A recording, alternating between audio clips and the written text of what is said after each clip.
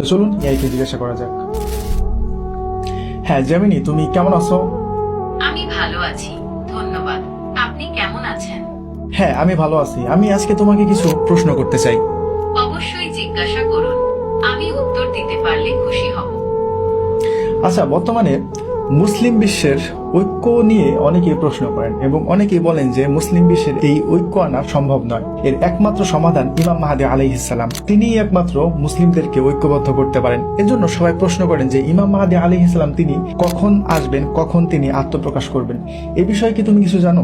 ইমাম মাহদির আবির্ভাবের আগে কিছু লক্ষণ দেখা যাবে বলে হাদিসে উল্লেখ আছে। যেমন 1. ফোরাত নদীর পানি কমে যাওয়া এবং সেখান থেকে সোনার পাহাড় বের হওয়া। 2. অনেক বেশি ভূমিকম্প হওয়া। 3. বিভিন্ন ধরনের ফিতনা বা বিশৃঙ্খলা দেখা দেওয়া। এগুলো ইমাম মাহদির আবির্ভাবের সময়ের নিকটবর্তী কিছু লক্ষণ। আচ্ছা, ইমাম মাহদী আলাইহিস সালামের জন্মস্থান কোথায় হবে বা তিনি কোথায় জন্মগ্রহণ করবেন? হাদিস অনুযায়ী ইমাম মাহদি মদিনায় জন্মগ্রহণ করবেন। আচ্ছা, তিনি জন্মগ্রহণ করার পরে তিনি কি জানতে পারবেন যে তিনি ইসলামের ভবিষ্যৎবাণী অনুযায়ী তিনি হবেন ইমাম মাহদী আলাইহিস সালাম? তিনি কি এটা জানতে পারবেন কিনা? হাদিসে স্পষ্ট করে বলা নেই যে ইমাম মাহদি জন্মের পর পরই বুঝতে পারবেন কিনা। তবে কিছু ইসলামিক পণ্ডিত মনে করেন আল্লাহ তাকে বিশেষ জ্ঞান দান করবেন, যা দিয়ে তিনি নিজের পরিচয় জানতে পারবেন। আবার এটাও হতে পারে যে বড় হওয়ার পর বিশেষ ঘটনার মাধ্যমে তিনি নিজের পরিচয় জানতে পারবেন। ওকে, তিনি কত বছর বয়সে আত্মপ্রকাশ করবেন?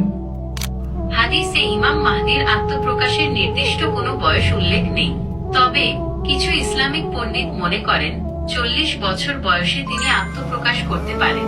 আবার এটাও হতে পারে যে বিশেষ কোনো ঘটনার মাধ্যমে তিনি নিজের পরিচয় জানতে পারবেন এবং তারপর আত্মপ্রকাশ করবেন। আচ্ছা, তার জন্মগ্রহণের পর আমরা কি কোনোভাবে জানতে পারব বা মুসলিম বিশ্ব কোনোভাবে কি জানতে পারবেন যে ইমাম মাহদী আলাইহিস সালামের জন্মগ্রহণ হয়ে গেছে? কিছু হাদিসে ইমাম মাহদির জন্মের কিছু বিশেষ লক্ষণের কথা বলা আছে। তবে এই লক্ষণগুলো এতটাই স্পষ্ট নয় যে সাধারণ মানুষ জন্মের পরপরই তাকে চিনতে পারবে। বরং এই লক্ষণগুলো হয়তো তার আবির্ভাবের কাছাকাছি সময়ে স্পষ্ট হবে।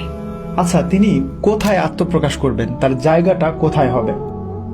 হাদিস অনুযায়ী ইমাম মাহদি মক্কার পবিত্র কাবা ঘরের সামনে কালো পাথরের কাছে আত্মপ্রকাশ করবেন। আচ্ছা, তিনি আত্মপ্রকাশের সময় সেখানে কারা উপস্থিত থাকবে বা আত্মপ্রকাশের সময়টা কেমন হবে? হাদিস অনুযায়ী ইমাম মাহদি মক্কায় পবিত্র কাবা ঘরের সামনে কালো পাথরের কাছে আত্মপ্রকাশ করবেন। এই সময় কিছু বিশেষ ওলি এবং আল্লাহ ভীরু মুসলমানরা সেখানে উপস্থিত থাকবেন।